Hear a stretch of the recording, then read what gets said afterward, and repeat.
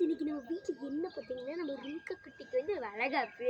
அதனால ஃபஸ்ட்டு வந்து யார் வந்து நம்ம மஞ்சள் பூசி பொட்டெல்லாம் வைக்க போகிறாங்கன்னா நம்ம சாதனா மேடம் தான் வந்து ஃபஸ்ட்டு நம்ம பொட்டை வச்சுக்கலாம்.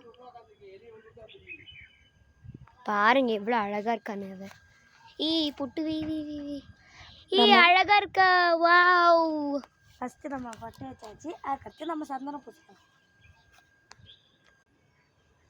இந்த பாரு காட்டடி இருக்கான் தங்க புள்ள இல்ல அவ்வளோதான். அடுத்தது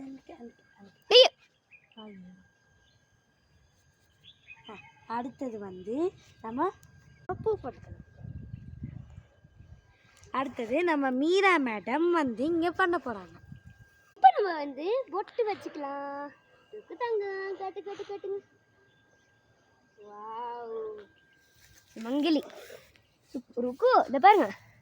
எல்லாம் பொட்டு வச்சாச்சு நம்ம ரூக்கா செல்லத்துக்கு.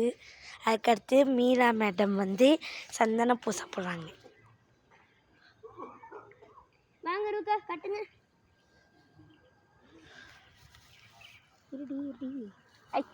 கொஞ்சம் காமி ரூக்கா.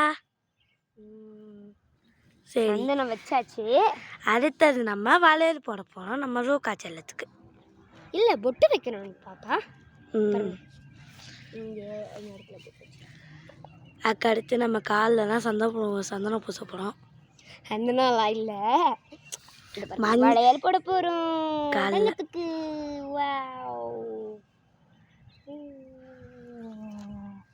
வளையல் போட்டாச்சு. அதுக்கடுத்து காலில் சந்தனம் பொட்டு தான் வைக்க போகிறோம்.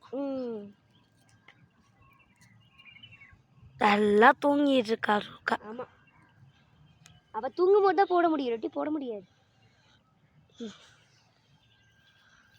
எப்படி சாப்பாத்தா படுத்து கிடக்குறான் பார்த்தீங்களா. அதுக்கப்புறம் இந்த பூவை வந்து கொஞ்சம் நம்ம வந்து பிச்சு எடுத்துக்கலாம்.